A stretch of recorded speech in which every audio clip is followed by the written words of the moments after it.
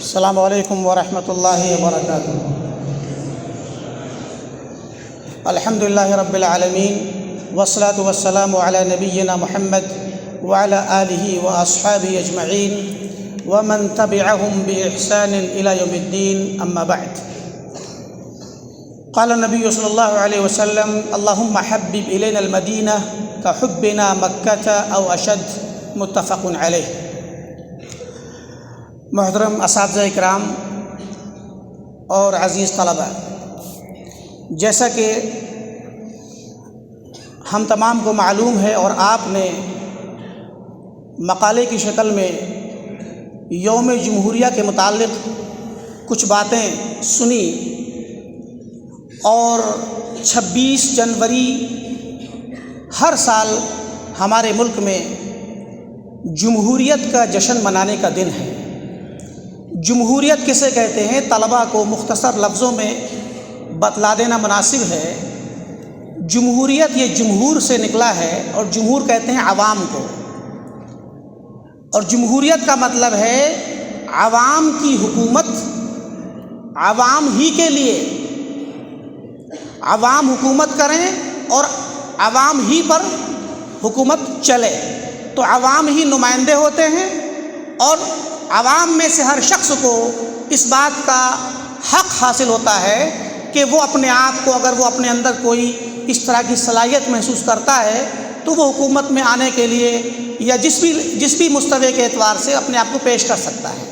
اور سارے عوام کو اس بات کا اختیار ہوتا ہے کہ وہ اپنی مرضی سے جسے چاہیں اختیار کر کے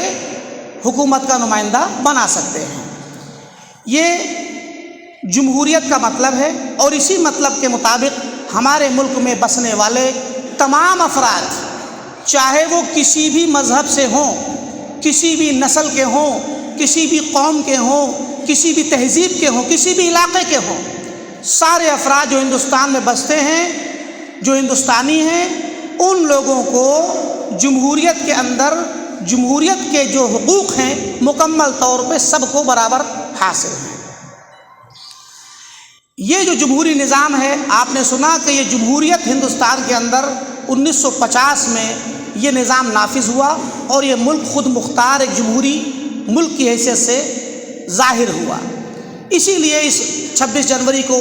نہ صرف یہ کہ جشن منایا جاتا ہے، خوشی منائی جاتی ہے کہ ہم آزاد ہوئے، ہم جمہوری ہیں، ہمارے یہاں سب کو برابر حقوق ہیں، بلکہ جو نظام، جو قانون، جو آئین ہمارا بنا، اس آئین نے ہمیں ملک میں بسنے والے تمام لوگوں کو برابر حقوق دیے، سب کو مذہب کی آزادی دی، سب کو رائے کی آزادی دی، سب کو اپنے طور پر، اپنے دین پر اور اپنی تہذیب پر برقرار رہنے کی نہ صرف آزادی دی، بلکہ آپ اپنے مذہب پر عمل بھی کریں، اپنی مسجدیں بنائیں، اپنے مذہب کی تبلیغ کریں، اور پورے طور پر جتنے بھی مسائل ہیں، چاہے وہ حکومت میں آنے کے مسئلے ہوں، چاہے وہ نوکریوں کے ہوں، یا ملک میں کسی بھی طرح کی خدمات انجام دینے کے ہوں، تعلیم کا میدان ہو یا عمومی خدمات کا میدان ہو، ہر میدان میں ہر ہندوستانی شہری کو برابر کے حقوق حاصل ہیں،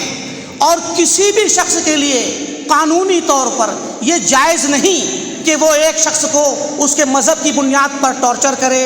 یا اس کی زبان کی بنیاد پر اس کو کسی طرح کی تکلیف پہنچائے، یا اس کی تعداد کے اعتبار سے اقلیت میں ہونے کی وجہ سے اس کو کسی مقام پہ جانے سے روکے۔ یہ قانونی طور پر ناجائز اور جرم ہے۔ ہمارے ملک نے، ہمارے آئین نے تمام جمہور کو برابر حقوق دیے ہیں، لہٰذا ہمارے طلباء جو ابھی چھوٹے ہیں، خاص کر وہ طلباء، ان کو سمجھیں ان باتوں کو کہ آپ ایک آزاد ملک میں رہتے ہیں، ایک ایسے ملک میں رہتے ہیں جو پورے طور پر باہری طریقے سے، جیسے پہلے انگریز یہاں پر حکومت کرتے تھے تو ہمارا ملک غلام تھا، آج یہ ملک آزاد ہے، اور انگریزوں کے جانے کے بعد ہمارا ملک جب 1947 میں آزاد ہوا تو تمام وہ لوگ جو اس ملک میں رہ گئے اور انہوں نے اس ملک میں رہنا پسند کیا، وہ ان کے اپنے اختیار سے تھا، اور اس اختیار کی بنا پر ان کو تمام حقوق دیے گئے، اور کسی بھی معاملے میں ان کو پیچھے کرنے کا کوئی بھی جواز نہیں رکھا گیا۔ لہٰذا ہمارے طلباء تعلیم کے میدان میں جو آج اس ادارے کے اندر پڑھ رہے ہیں وہ آگے بڑھیں، تعلیم میں اپنے آپ کو اتنا زیادہ متمیز کریں کہ وہ تعلیم کے ذریعے اس ملک کے معمار بن سکیں، آگے نکلیں تو اس ملک کے لوگ آپ کے محتاج ہوں۔ یہ ملک، یہ سرزمین مصلحین کی محتاج ہے، اس کو ضرورت ہے کہ اس ملک کے اندر ایسے لوگ آئیں جو اس میں بھائی چارہ پیدا کریں، پرامن فضا قائم رکھیں، جس پرامن فضا کے لیے اس کا دستور آواز دیتا ہے، اس کا دستور جس طریقے سے سارے لوگوں میں باہم مساوات پیدا کرتا ہے، اس مساوات کو برقرار رکھنے کے لیے ایسے لوگوں کی ضرورت ہے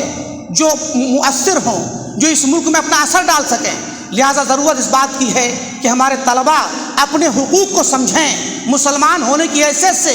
اور اقلیت میں ہونے کی حیثیت سے ہمیں یا آپ کو احساس کمتری کا شکار ہونے کی ضرورت نہیں ہے۔ کسی بھی طریقے سے یہ سوچنے کی ضرورت نہیں کہ ہم آگے نہیں بڑھ سکتے یا ہمیں حقوق نہیں مل سکتے یا کسی جگہ پہ جانے کی ہمارے لیے پابندی ہے، بلکہ یہ پورا ملک عوام کا ہے، ہندوستانیوں کا ہے۔ اور خصوصی طور پر ایک بات اور جان لیں آپ، جس وقت یہ ملک غلام بنا اس وقت یہ ملک مسلمانوں کے ہاتھوں میں تھا، اور پیچھے کئی سو سال سے مسلمان اس ملک میں پرامن فضا کو نہ صرف یہ کہ برقرار رکھے ہوئے تھے بلکہ اس کو فروغ دیے ہوئے تھے، اس کو ترقی دیے ہوئے تھے۔ یہ مسلمانوں ہی کا احسان تھا، انہی کی کوشش تھی، انہی کی خدمات تھی کہ انہوں نے اس ملک کو گنگا جمنی تہذیب کے ساتھ برقرار رکھا، لوگوں کے درمیان محبت کو رواں رکھا، اور ایک محلے میں، ایک علاقے میں اگر ایک ہندو بستا ہو، ایک مسلمان بستا ہو، ایک سکھ بستا ہو، ایک عیسائی بستا ہو، تو سارے کے سارے لوگ محلے کے ایک دوسرے کو بھائی، چچا اور اس طرح کے القاب سے یاد کیا کرتے تھے، اور اس طریقے سے ایک دوسرے کی مدد کیا کرتے تھے، باہم تعاون کیا کرتے تھے۔ آج بھی یہ ماحول باقی ہے، آج بھی اس ملک کی فضا اپنی اصل پر برقرار ہے۔ اور آپ جائیے ان علاقوں میں جو دور دراز ہیں، گاؤں کے اندر جائیے اور ایسے علاقوں میں جہاں پر سادہ مزاج کے لوگ بستے ہیں، اکثریت آج بھی اس ملک کی اکثریت اپنی فطری محبت پر برقرار ہے، کیونکہ ملک سے محبت یہ فطری ہے۔ پیارے نبی صلی اللہ علیہ وسلم نے جب آپ مدینہ آئے تو آپ کو بھی مکہ کی یاد آتی تھی۔ مکہ سے نکلتے وقت آپ نے کہا تھا کہ اے مکہ، اگر تیری قوم نے مجھے نہ نکالا ہوتا تو میں تجھے چھوڑ کے نہ جاتا۔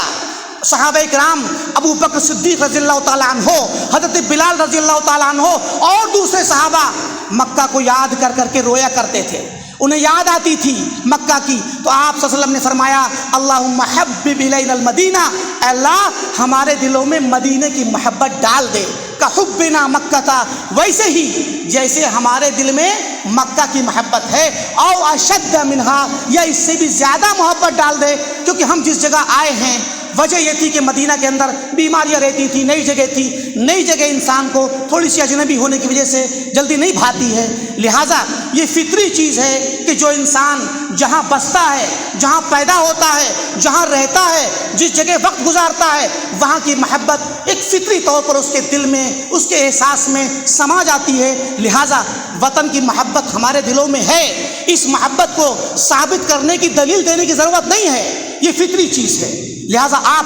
ہم ہندوستانی ہیں، اس ملک کے باشندے ہیں، ہم یہاں کے شہری ہیں، اور شہری ہونے کے اعتبار سے ہمیں یہاں کے تمام حقوق حاصل ہیں۔ لہٰذا کوئی بھی طالب علم، کوئی بھی مسلمان اس احساس کمتری کا شکار قطعا نہ ہو۔ اور یہ الگ بات ہے کہ ملک کے اندر بعض شر پسند عناصر کبھی کبھار کچھ اس طرح کے فتنے، اس طرح کے مسائل کھڑے کرتے ہیں، یا چاہتے ہیں کہ وہ فرقہ وارانہ فسادات کو، فرقہ وارانہ فضا کو ہمیشہ اٹھائے رکھیں، زندہ رکھیں۔ لیکن جان لیجیے آپ، یہ لوگ کامیاب نہیں ہیں اور نہ کامیاب ہوں گے۔ ایسے لوگوں کو یہ ملک، یہاں کی سرزمین، یہاں کی ہوا، یہاں کی فضا کبھی برداشت نہ اس نے کیا ہے نہ کر سکتی ہے، کیونکہ یہ تہذیب، یہ ملک ہمیشہ سے باہمی کثیر المذاہب رہا ہے، کثیر اللغات رہا ہے، اور بہت ساری تہذیبیں اس ملک میں ہمیشہ سے رہی ہیں، اور اس ملک نے ہمیشہ سب کو جگہ دی ہے۔ آج بھی اس ملک میں ساری تہذیب کے لوگ، ساری زبانوں کے لوگ، سارے الگ الگ کلچروں کے لوگ، الگ الگ مذاہب کے لوگ بستے ہیں۔ لہٰذا ایک مسلمان کی حیثیت سے ہم کو یہاں پورے احساس شہریت اور احساس مساوات کے ساتھ رہنا ہے،